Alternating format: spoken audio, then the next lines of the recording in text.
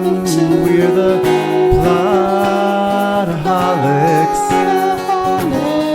ripping plots apart for you.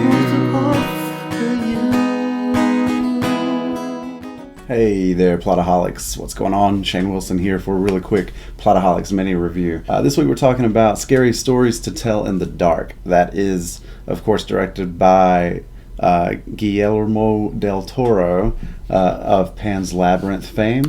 And it also stars Zoe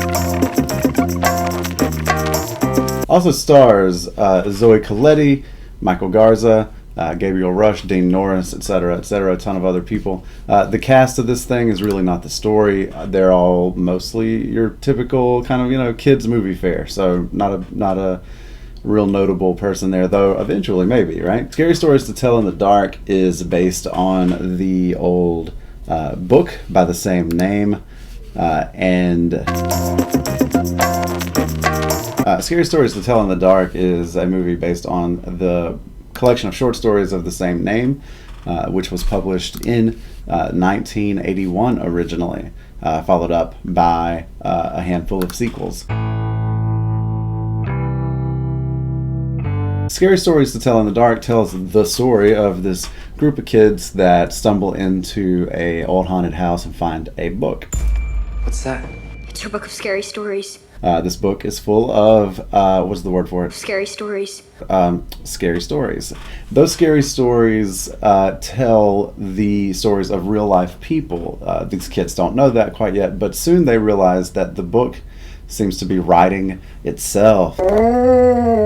And so because the book is writing itself, or when the book starts writing itself, they start to see their own names pop up in the book in these stories. You shouldn't have taken. And the book seems to be either predicting or causing the death of people that they know.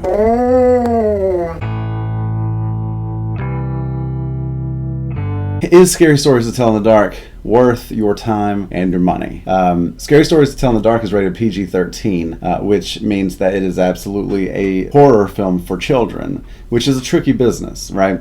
We've seen people try to do horror for children before. Goosebumps does it with some success. Scary Stories to Tell in the Dark is for a much older kid. I, at one point, had to ask the person I was at the movies with if the movie was rated R, because the scares and the jump scares are pretty intense. It is rated PG-13 because there's no gore and there's no real language to speak of. So it's okay to take your kid, probably like a teenager, to see this film, and it is I would say a very good horror film for kids. It hits all the right notes, right? It ends on a hopeful note so that to not traumatize kids too much. One thing that's interesting is that Del Toro did negotiate that anybody that died in the actual narrative of the film would actually stay dead, and that is true.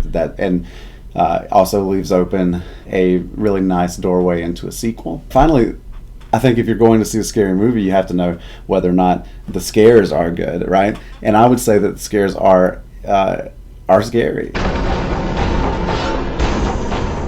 The monsters were intense.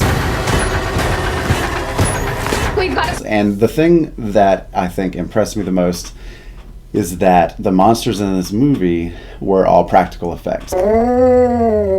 So not very much CGI. I mean, there's some CGI in there, but for the most part, if you see a monster and they're all in one piece, then that's a real person in a costume. And there's something about the thing really being in the environment with the actor that I think makes it scarier. So Scary Stories to Tell in the Dark, from where I'm sitting, as keeping all of that stuff in mind, right, that it's for kids, that it's rated PG-13. As a horror film for children, I think this movie gets 2 shots on the Plotaholics rating. So anyway, that's it for me and this mini review. We will see you again real soon. We're the Plotaholics,